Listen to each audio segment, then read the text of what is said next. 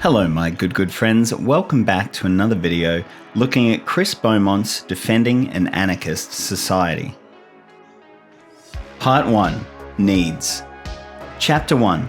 The Established Anarchist Society. What is anarchism? Anarchism is a political philosophy advocating a stateless society. States are political institutions which successfully claim a monopoly on legitimate violence within a given territory, meaning the state must be the only institution able to enact or sanction violence which is seen as legitimate. Other actors may commit violence within the state's territory, but this violence must be seen as illegitimate. Although Taylor maintains that a total monopoly has never been realised, statehood can be assessed based on the extent to which such a monopoly is established. If a state cannot enforce its own laws or territorial integrity, it is considered it is a failed state, whereas states that uphold their laws and integrity have established their sovereignty. The state's essence is therefore the realisation of a violent monopoly. An anarchist society would therefore be a society whose means of violence are not monopolised, but redistributed among as much of the population as possible and doesn't use violence to enforce decisions. Defining anarchism as simply the rejection of the state only provides a skeletal and negative definition of anarchism. However, beyond this negative definition, what qualifies as authentically anarchist is contested. I will address two definitions. Marshall notes how it is usual for anarchists to see freedom as the absolute ideal, whilst also holding equality as an important goal, whilst also being concerned with individuality. From this framework, one could identify anarchism as the complete freedom and equality of individuals. Chomsky sees anarchism as the process of dismantling illegitimate hierarchy. The first definition is far too impracticable to be useful. Although the idea of complete equality and freedom is useful because it introduces an ethical element to anarchism, such a definition isn't practicable. Humans are social beings and must interact, which means being subjected to the actions of others. Kropotkin held that complete individual freedom is impossible, but individuals can become more meaningfully free when they engage in a collective spirit towards the whole society. Therefore, alone, humans would live impoverished lives, making the impositions of others necessary. However, this makes absolute freedom impossible because we are subjected to the other. Moreover, the focus on individuals ignores collectivist theories. Humanity's social need raises doubts of our freedom being found under pure individualism, making this definition both impractical and unsuited to human well-being. Chomsky's definition is much more useful because it is more practicable. Whilst holding freedom and equality, both important anarchist principles, as an ethical guide, anarchists can then determine which hierarchies should and shouldn't be dismantled. I therefore have a practical and ethical framework for an established anarchist society. Anarchism will be defined as the process of dismantling illegitimate hierarchy with freedom and equality as guiding principles. This definition will then shape the essential aspects of an established anarchist society. Mutual aid. If anarchism is practicable, I must ground its structure in what humans have created when free of centralized authority. These real-world structures will then indicate what is possible for an established anarchism. According to Kropotkin, humans have historically utilized mutual aid when organizing without centralized authority. Mutual aid is an evolutionary principle which holds that the most successful species are cooperative. When individuals in the same species put collective needs over themselves, the collective prospers because there is less competition over resources. Therefore, cooperation is more efficient for survival. Successful species therefore usually form cooperative societies. These societies are distinct social ontologies, not reducible to the sum of the interests of the individuals. This irreducibility is because societies follow complexity theory, forming what I will call complex systems. Complex systems are holistic phenomena, meaning they are observable as functioning wholes and therefore may not be explainable through reductive or mechanical scientific methods. This is because the individual's cooperative behaviour isn't based on enlightened self-interest. Their interests are directed towards the collective itself, meaning mutual aid societies have an independent collective identity. These societies find their highest level of size and complexity amongst humans.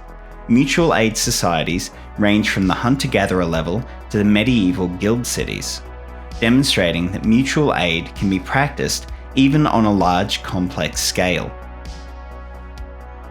These societies were largely or entirely self-governing, with decisions made based on differing forms of collective consensus.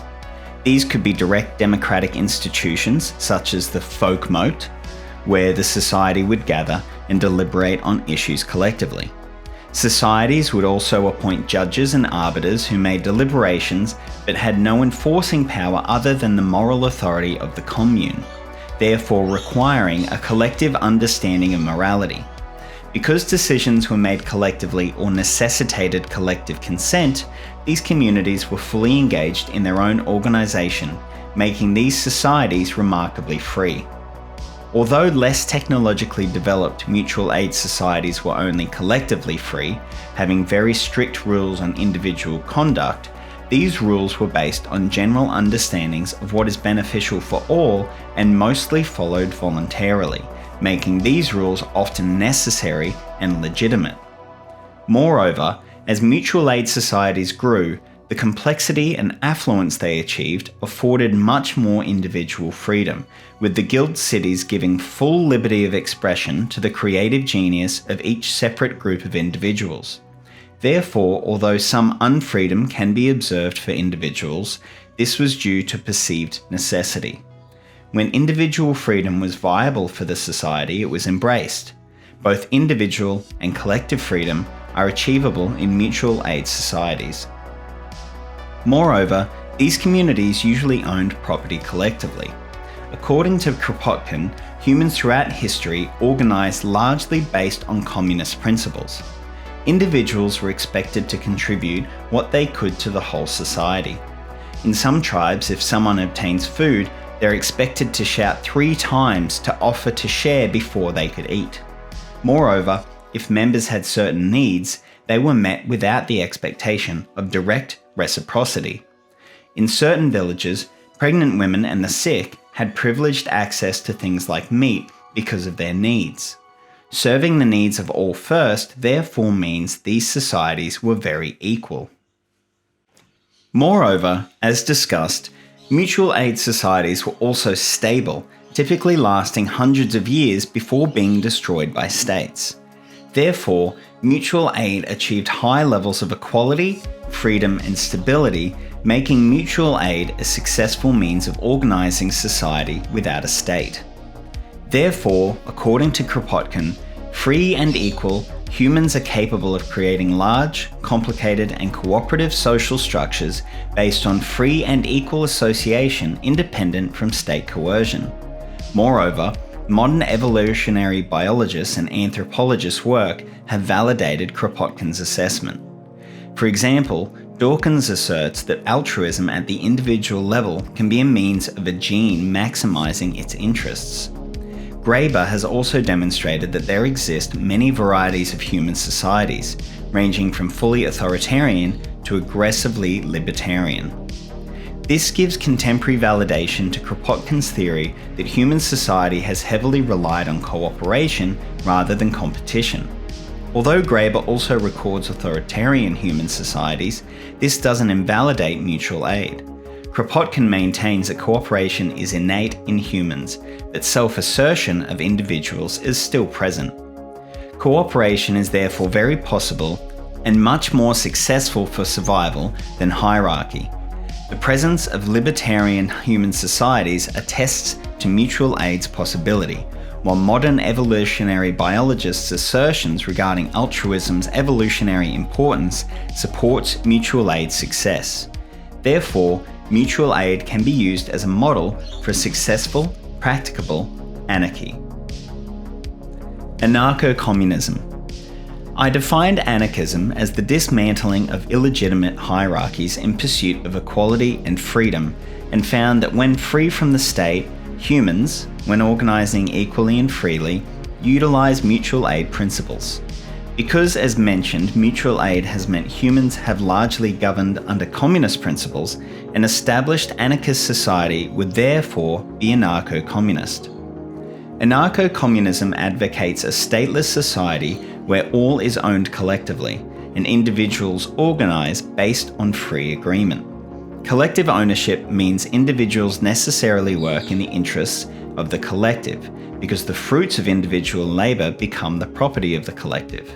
Free agreement means that individuals associate voluntarily, absent from central authority when organising, rather than through centralised coercion.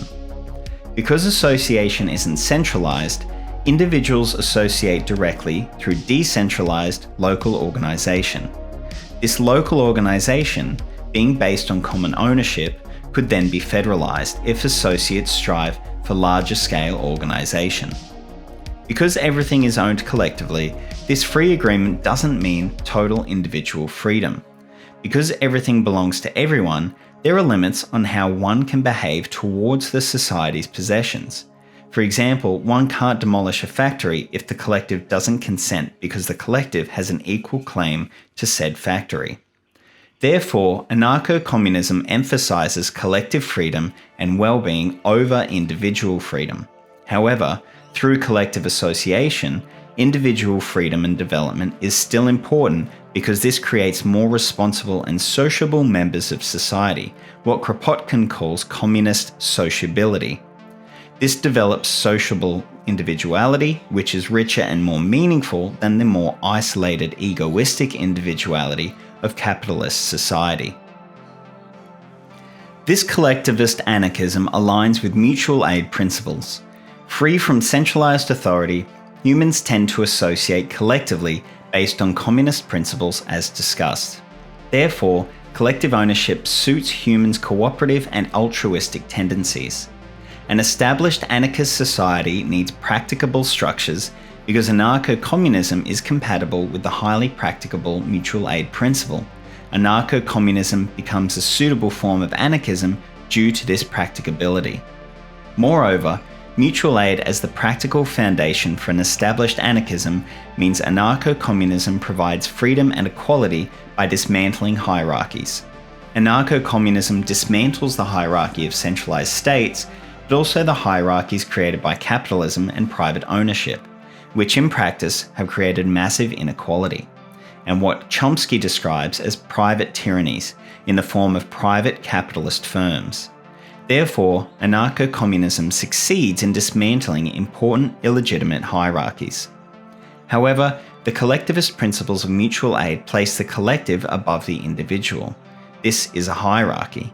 However, the collective, as we've discussed, is also an important social ontology. The individual being more important than the collective would also be a hierarchy. Therefore, which hierarchy is more legitimate? Marshall states that a core anarchist principle is to reject all forms of external government. Therefore, if when organising free from centralised power, humans collectivise based on anarchist principles, this hierarchy must be justified. Achieving individualistic structures would require external coercion because without it, humans collectivise. If anarchists believe in humans' ability to self-organise, they must believe in collectivism. Therefore, anarcho-communism is a practicable and justifiable form of anarchism, therefore justifying anarcho-communism as the model for an established anarchist society.